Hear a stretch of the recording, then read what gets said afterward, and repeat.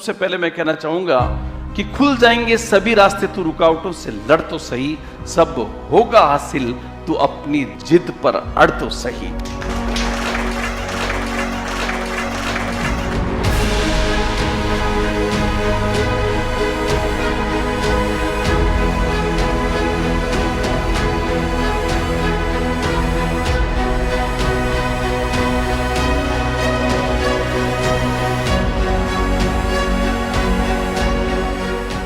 तो सबसे पहले हमें अपनी जिद पर अड़ना होगा कि मुझे आरएस बनना है, और आरएस 2024 की जो वैकेंसी आई है, उस आरएस 2024 की वैकेंसी के अंतर्गत ही मुझे इस बार आरएस अधिकारी बनना है।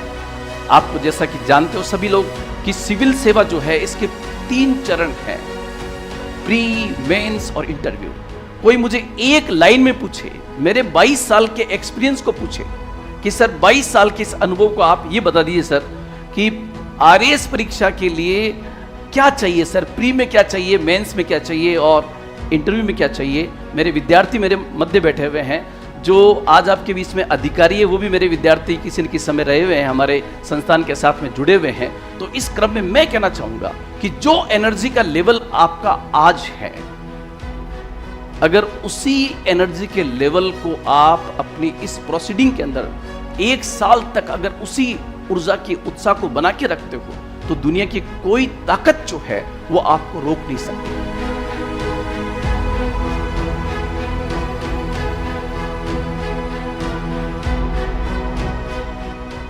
तो इसलिए कोई भी स्टेज, जो चाहे प्रीलिम्स हो, चाहे मेंस हो, चाहे इंटरव्यू हो, उसको लाइटली नहीं लेना है। फॉर एग्जांपल, मैं कहना चाहूँ कि कोई भी अभ्यर्थी है, उसकी आंसर राइटिंग स्किल्स इतनी मजबूत हैं, वो मेंस में इतना सक्षम है, लेकिन अगर वो प्रीलिम्स के अंदर लापरवाही करता है, प्रीलिम्स को क्वालिफाई नहीं कर पाता है, तो वो मेंस कहाँ लिखेगा?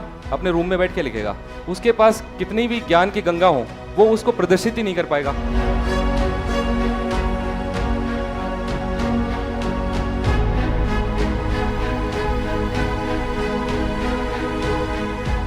सर ने बताया, अभी जो आप जैसे भी जो मटेरियल देखते हो, आप चाहे यूट्यूब पे देखो, चाहे कहीं पे भी देखो, सेमिनार देखो, सीधा यही चलता है, एक नया पैटर्न, पुराना पैटर्न, पहले ऑप्शनल होते थे, अभी ऑप्शनल नहीं होते। तो ये क्या चीज़ है?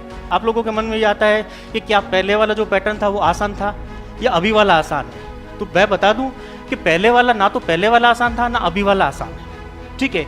लेकिन पहले के टाइम के अपने अलग चैलेंजेस थे, आज के टाइम के अलग चैलेंजेस है। पहले के टाइम जो चैलेंज था वो एग्जिस्ट करता था, जैसे स्टडी मटेरियल, जो सिलेबस था उसमें स्टडी मटेरियल बड़ी मुश्किल से अवेलेबल होता था, ठीक है। ना तो कोई डिजिटल एजुकेशन थी, ना कोई ऑनलाइन सोर्सेज थे, जो भी मटेरियल थे लिमिटेड बुक्स थी हर सब्जेक्ट की, चाहे कल्चर की पढ़ो, चाहे आप ज्योग्राफी की पढ़ो, हिस्ट्री की पढ़ो, राजस्थान की पढ़ो, इकोनॉमी की पढ़ो, तो एक लिमिटेड रिसोर्सेज होते थे। लेकिन आज के टाइम में चैलेंज वो का वही है, स्टडी मटेरियल का चैलेंज है।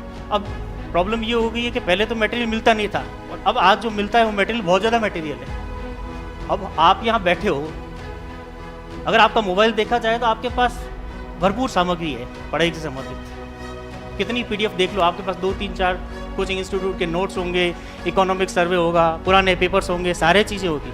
तो सबसे बड़ी प्रॉब्लम ये आ रही है कि सिलेबस में अपने को पढ़ना क्या है। हमारे पास कोई अनलिमिटेड टाइम तो है नहीं कि हमको ये चीज़ पढ़ना है, और ना ही हमारे को इसका कोई मास्टर बनना है सब्जेक्ट का। तो जो अब आज के टाइम में जो मेन चैलेंज मैं समझता हूँ, मैं मानता हूँ स्टूडेंट्स के लिए, जो आरएस के अभ्यर्थियों के लिए, वो ये है कि सिलेबस में कौन सा मटेरियल हमको पढ़ना है, कौन सा हमको छोड़ना है।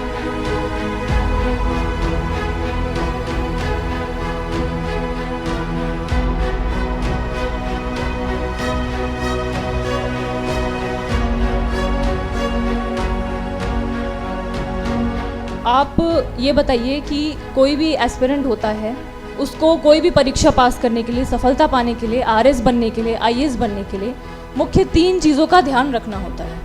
3 चीज़ों पे फोकस होना चाहिए। सबसे प्रथम जो होता है वो होता है स्ट्रैटेजी और मार्गदर्शन। सही स्ट्रैटेजी और सही मार्गदर्शन, जो कि अगर आप दौलत खान सर के साथ में जुड़े हुए हैं, इसका मतलब आपके पास है। जो दूसरी बात आती है वो होती है मेहनत, हार्ड वर्क, और तीसरी पेशेंस। पेशेंस एक होता है मेहनत करना, एक होता है मेहनत करते रहना। मेहनत करना फिर भी आसान होता है, लेकिन असफलताओं को देखते हुए मेहनत लगातार करते रहना बहुत मुश्किल होता है।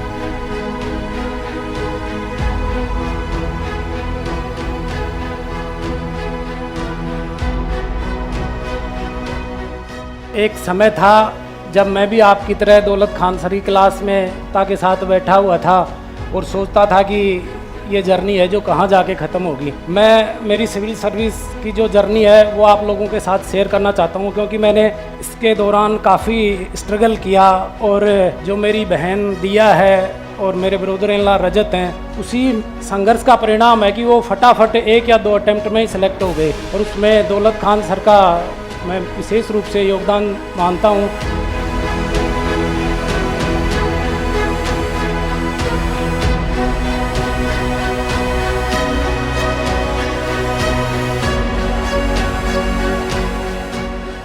इन चारों की बातों को कंक्लूड करते हुए मैं कहना चाहूंगा कि आप आज इस सेमिनार के माध्यम से ही सूत्र लेकर जाएं। जीवन में 3 बिंदुओं का लगातार 2 फरवरी तक सबसे पहले ध्यान रखना है। वो 3 बातें हैं: त्याग, ध्यान और विश्वास।